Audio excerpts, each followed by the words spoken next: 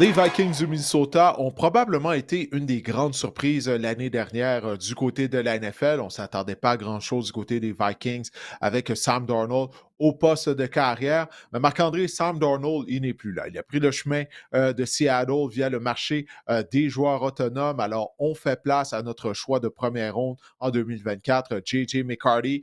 Mais il y a eu également d'autres départs, là. On a été actifs durant la saison morte du côté du Minnesota, puis on a concentré nos efforts afin d'améliorer notamment l'intérieur de la ligne à l'attaque qui avait vraiment flanché en fin de saison régulière. Là, on parle des déboires de Darnold, mais la ligne ne l'avait pas aidé. Également, on s'est amélioré au niveau de la ligne défensive. Exactement. Si on regarde l'attaque, Didier, il faut pas mentionner que, depuis 3 ans, là, les Vikings, en termes de verges au sol par portée, sont parmi, le dernier tiers dans la NFL, là. Je dirais l'une des pires formations. Donc, on a vraiment, remédié à la situation avec justement l'acquisition de Ryan Kelly, de Will Fright, qui sont vraiment, comment qu'on dit? On est allé cambrioler là, les Colts d'Indianapolis Oui, c'est ça, on avec, est allé 2 de chercher leurs deux meilleurs joueurs de ligne à l'attaque des Colts. Ouais. et 2 en défense aussi, là. On a vraiment, on a vraiment, c'est ça, on a dévalisé, c'est ça que je cherchais comme mot, les Colts d'Indianapolis. Ah, Mais si on en revient, pour essayer d'améliorer la situation, mais si on en vient à JJ McCarthy, on a reçu beaucoup de questions. Est-ce qu'il est une amélioration, sur Sam Darnold? Et j'ai envie de te lancer avec, les innombrables questions qu'on a eues sur JJ McCarthy, Didier, d'entrée de jeu. D'abord, Mathieu Labbé sur Facebook, il nous demande: «Selon vous, JJ McCarthy est-il capable de répéter ses exploits NCAA en NFL? Il faut mentionner que JJ McCarthy est un corps assez précis, en fait très précis. Son pourcentage de passes complétées de 72 en NCAA était le meilleur là, du circuit en 2023. Oui, ça fait 2 ans. ouais, 2023, oui. Ouais, Oui, ouais, ben ouais. oui, écoute, les Rovers de Michigan, dirigés à l'époque par Jim Harbaugh, avaient remporté le championnat national contre les Huskies de l'Université de Washington et Michael Penix, Rome Odunze et tous ces gars-là. Mais toutefois, J.J. McCarthy, euh, il jouait un rôle complémentaire au sein de cette attaque de Michigan.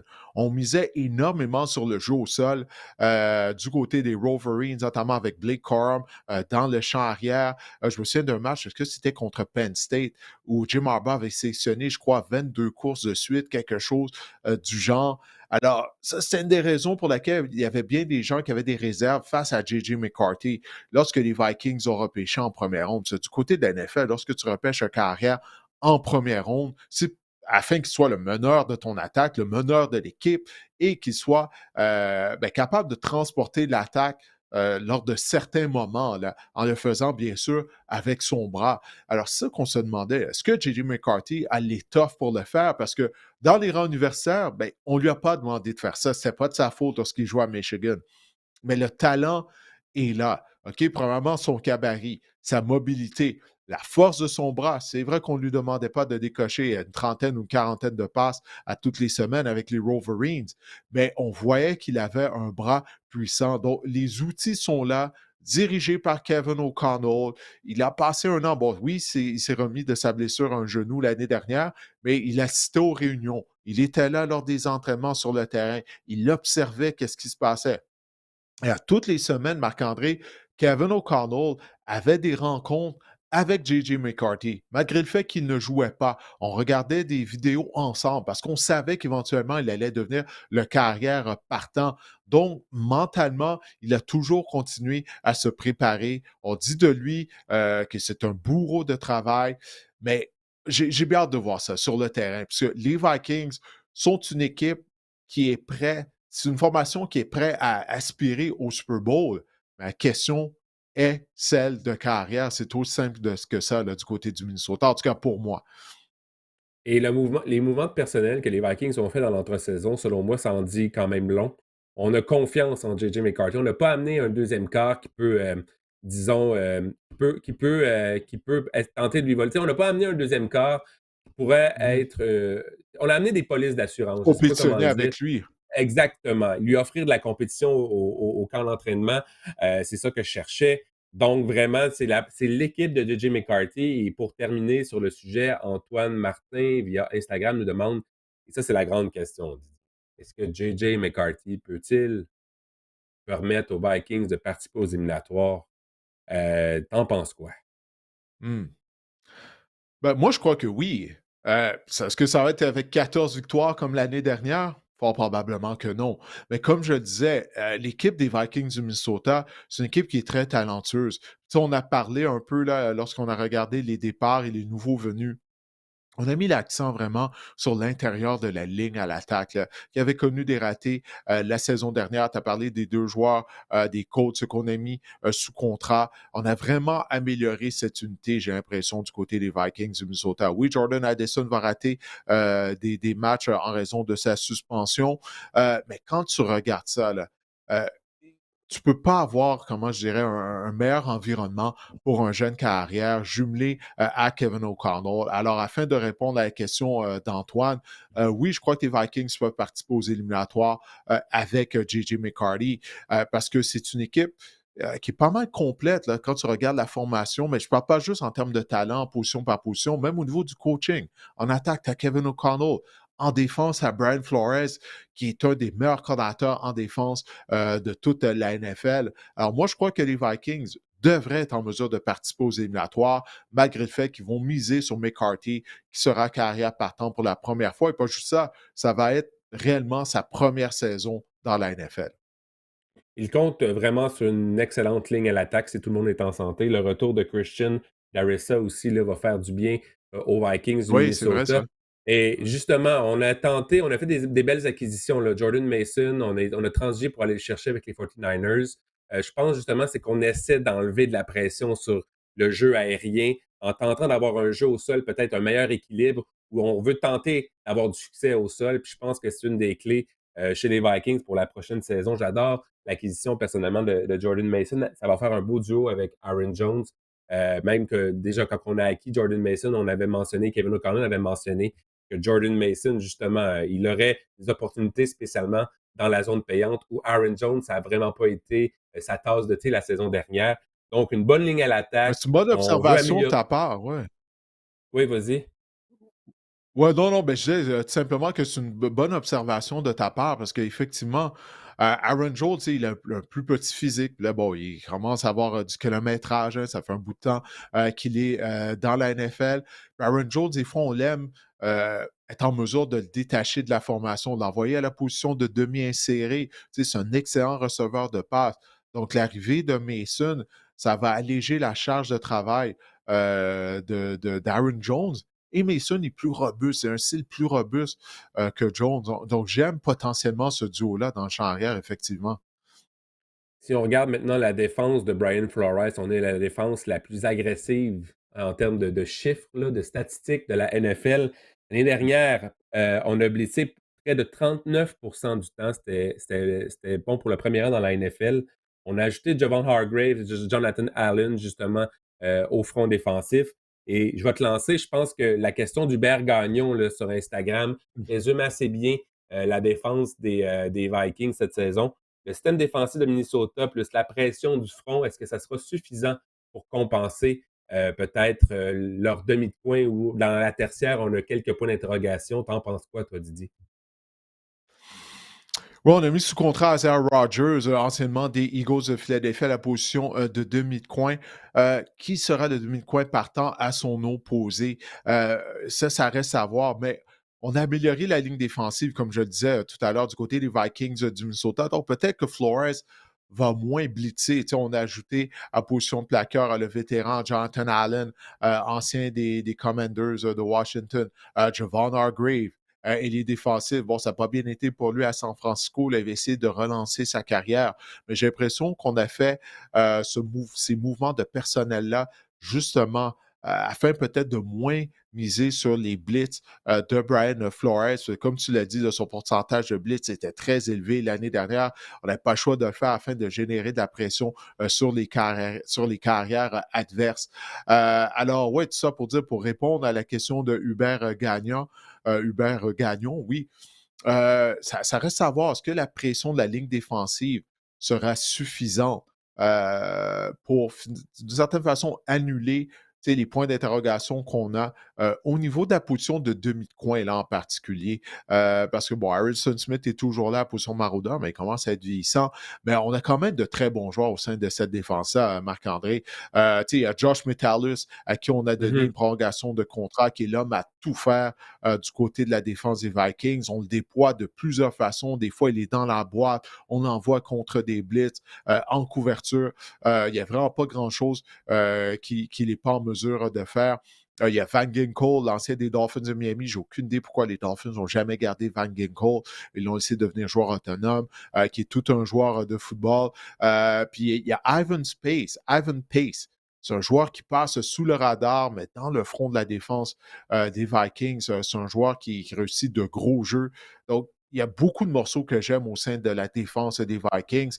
Mais position de demi de coin à l'opposé d'Isaiah Rodgers, ça demeure un point d'interrogation. J'ai hâte de voir au début de la saison régulière comment justement la position de demi-coin du côté des Vikings sera en mesure de se comporter. Si on regarde maintenant le total de victoires des Vikings pour la saison 2025, les preneurs au livre ont des questions aussi. Ils se posent des questions sur J.J. McCarthy parce qu'il est seulement à 8,5. Pour moi, c'est l'aubaine du siècle, Didier, 8,5 pour les Vikings. Je vais répondre tout de suite. Je m'excuse, mais pour moi, c'est plus, plus, plus, plus, plus. Et toi? Ah oui, écoute, on voit sur le tableau, hein, les Vikings n'ont pas participé aux éliminatoires de manière consécutive depuis les saisons Ah! 2008-2009. Oh, oh, oh, là, est-ce que ça va te faire changer ton choix au niveau de Non, over-under? Est-ce que ça crée le doute? Non? Ça crée pas le doute en non. toi. Ah, et comme je l'ai dit tout à l'heure, il y a des questions un peu au niveau de la tertiaire. Les Vikings ont provoqué 33 revirements l'année dernière, Marc-André. Ça leur a valu le premier rang de la NFL à égalité avec les Steelers de Pittsburgh. Encore une fois, est-ce qu'on sera en mesure de provoquer autant de revirements? Mais le fait qu'on a amélioré la ligne à l'attaque, ça, j'aime ça vraiment du côté du Minnesota. Donovan Jackson, OK, le gars qu'on a repêché, c'est un ancien d'Ohio State. Ça, c'est un joueur qui est polyvalent. Parce que s'il arrive une blessure à Darissa, comme tu venais de le mentionner, lui qui a raté des matchs l'année dernière, il peut jouer à la position de bloqueur. Jackson, il l'a fait pour Ohio State l'année dernière, lorsque Josh Simmons s'est blessé en début de saison. On l'a déplacé, on a mis Jackson à la position de bloqueur à gauche et il a fait du bon boulot. Alors, j'aime cette édition des Vikings du Minnesota. J.J. McCarthy demeure un point d'interrogation.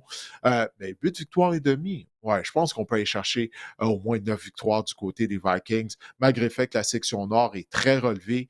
Mais j'ai confiance à Kevin O'Connell, j'ai confiance à Brian Flores. Pour moi, c'est un des meilleurs duos de la NFL, entraîneur-chef, coordinateur à l'attaque, sélectionneur de jeu et coordinateur défensif.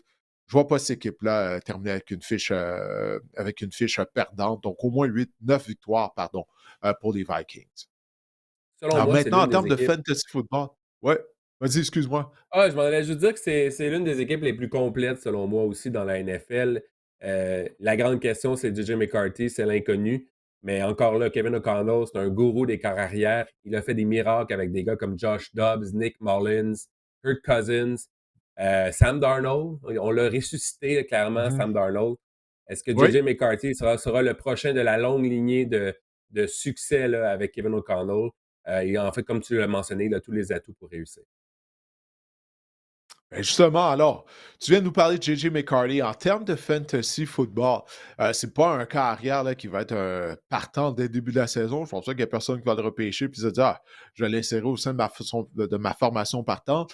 Mais tu ne serais pas enclin à l'idée de le repêcher comme carrière réserviste parce qu'il a un beau potentiel. Puis comme on vient de le dire, il est bien entouré également.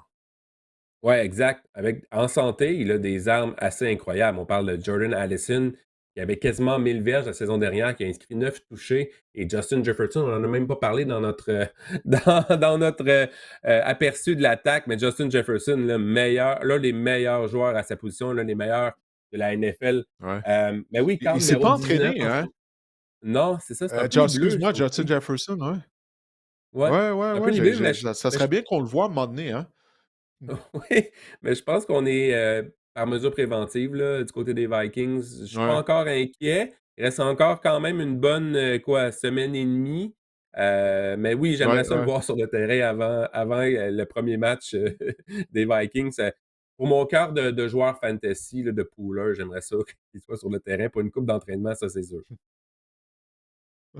C'est ça, c'est une blessure aux ischio-jambiers hein, qu'on parle dans le cas de Justin Ouais. Jefferson. Mais les Vikings ont dit que c'était par mesure préventive. On veut s'assurer qu'il est prêt à entamer la saison régulière. Mais quand même, ça serait le fun de le voir. Là. Mais oui, bon, revenons à J.J. McCarty. Donc, oui, c'est quoi son potentiel s'il en a un cette année en termes de fantasy? Quart numéro 19, le potentiel, c'est intimement lié aux performances de Kevin O'Connell avec les corps arrière au cours des dernières années. Jamais une attaque dirigée par Kevin O'Connell, à titre d'entraîneur-chef, n'a terminé plus bas que sixième pour les verges par la passe et cinquième pour les passes de toucher dans la NFL. Donc, on a une attaque prolifique par la passe et les corps arrière sont payants sous Kevin O'Connell. Ça, c'est une certitude depuis plusieurs saisons. Oui, je trouve que de mettre J.J. McCarthy sur un banc, si vous avez la possibilité, c'est pas une vilaine option. Tu en as parlé, Addison, Jefferson, Jones dans le champ arrière. On a une belle équipe en attaque là, du côté des Vikings. Justement, Aaron Jones, est-ce qu'il perd de la valeur en termes de fantasy football avec l'arrivée de Jordan Mason? Surtout que tu viens de mentionner il y a quelques minutes que Kevin O'Connell a dit qu'il pensait utiliser Mason près de la zone des buts. Porteur de ballon numéro 25 en ce moment n'est pas très cher à Aaron Jones. Il y a des drapeaux rouges à son égard, c'est sûr. Il est passé plus de 1500 verges total et 306 opportunités, donc plus de 300 opportunités. Il arrive à 30 ans, Aaron Jones. Est-ce qu'il va diminuer? Est-ce qu'il va ralentir? C'est la grande question. Du côté des Vikings, ça me laisse présager qu'on pense peut-être alléger sa charge de travail justement avec l'acquisition de Jordan Mason.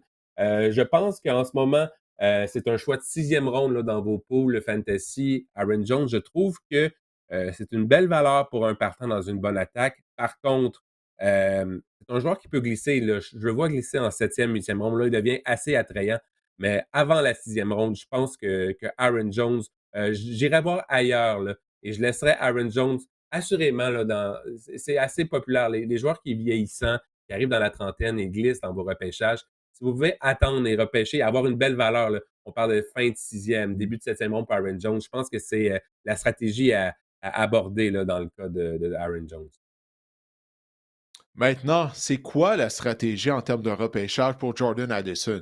Tu as parlé de ses statistiques tout à l'heure, à quel point il a été productif la saison dernière. Bon, c'était avec Sam Darnold. On va voir s'il va continuer d'être productif avec J.J. McCarty, mais il va être suspendu en plus. Alors, tu le repêches où, Jordan Addison, sachant qu'il va rater des matchs?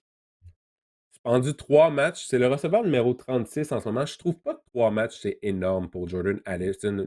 On dirait que Hmm. la suspension fait qu'il glisse, qu'il glisse, il glisse. Il est au 36e rang en ce moment. C'est un choix donc de quatrième ronde au niveau fantasy. Je pense même que selon le fantasy, connaissez votre ligue aussi. Ça, c'est super important. Ça l'effraie beaucoup de gens, le fait qu'il soit suspendu 3 matchs. Il peut glisser jusqu'en cinquième, sixième ronde, puis là, il devient assez attrayant parce que il a obtenu le cinquième plus haut total de points en format PPR à partir de la semaine numéro 9, Jordan Addison. Donc, vraiment, Sam Darnold, avec ses 36 passes de toucher, il a supporté deux receveurs avec une production élite au niveau fantasy.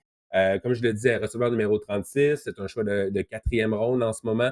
Quatrième ronde, cinquième ronde même, j'embarque pour Addison. Avant ça, j'étais un petit peu plus frileux. Mais oui, il peut représenter une belle valeur. Il faut juste être aux aguets le soir ou lors de vos repêchages fantasy.